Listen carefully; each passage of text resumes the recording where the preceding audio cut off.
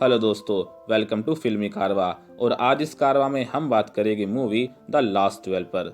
सच्ची घटना पर आधारित ये मूवी हमारे समाज के उस दौर की कहानी दिखाती है जब औरतों की पसंद नापसंद, उनकी इच्छाओं की, उनकी खुशियों की, उनकी तकलीफों की इस पुरुष प्रधान समाज की नज़रों में कुछ खास अहमियत नहीं थी, उनकी कोई सुनवाई नहीं थी।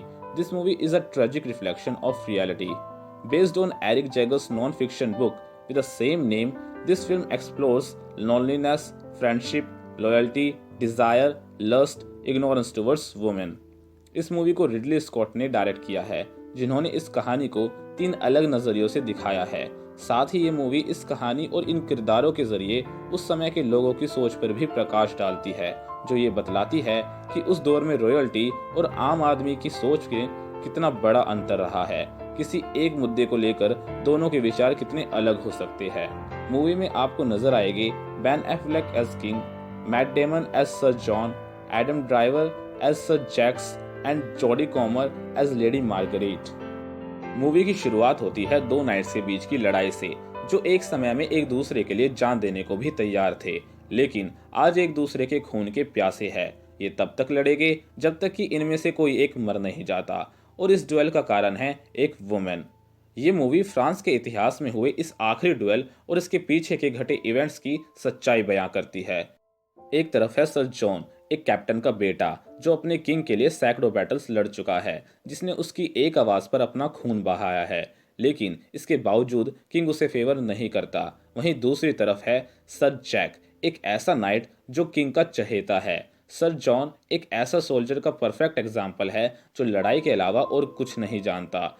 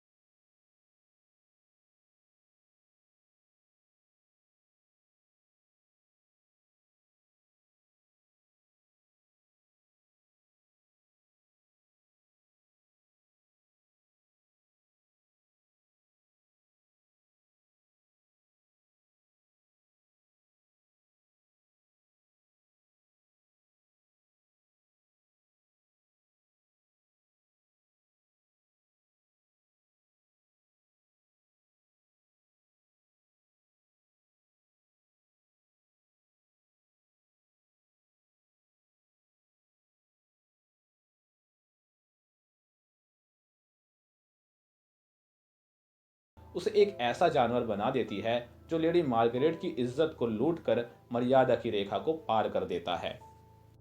यहाँ हम एक ऐसे दौर की बात कर रहे हैं जहाँ महिला केवल घर के कामों के लिए, बच्चा पैदा करने के लिए या फिर पुरुषों को खुश करने के लिए थी, जिनकी अपनी कोई पहचान नहीं थी, जो अपने प्रति हुए अत्याचारों के खिलाफ आवाज भी नहीं उठा सकती थी।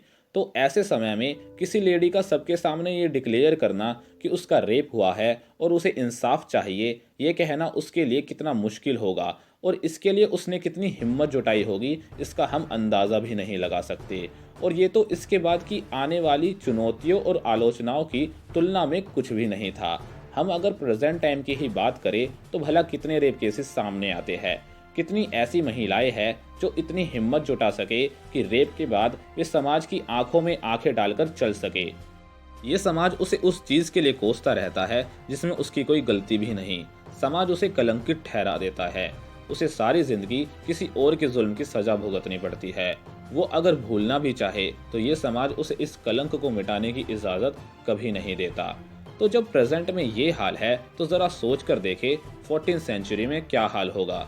लेडी मार्गरेट पूरे देश के सामने अपने साथ हुए अत्याचार के खिलाफ आवाज उठाती है, और वो भी एक ऐसे पर्सन के अगेंस्ट जो सबका चहेता है।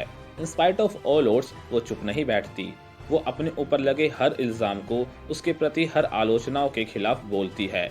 ये मूवी वाकई काबिले तारीफ है। ये दिखाती है कि उस समय में पति पत्नी के बीच कितना कम इंटरेक्शन हुआ करता था।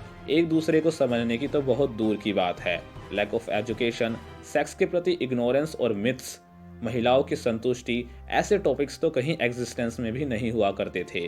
और ये मूवी एक ज़बरदस्त तमाचा मारती है इस पुरुष प्रधान समाज पर, जहां आज भी किसी न किसी रूप में महिलाओं की आवाज़, उनकी इच्छाओं को दबाया जाता है।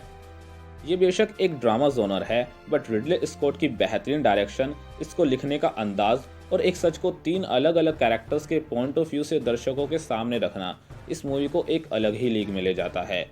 इस मूवी में आपको कोई कमी खलेगी ही नहीं।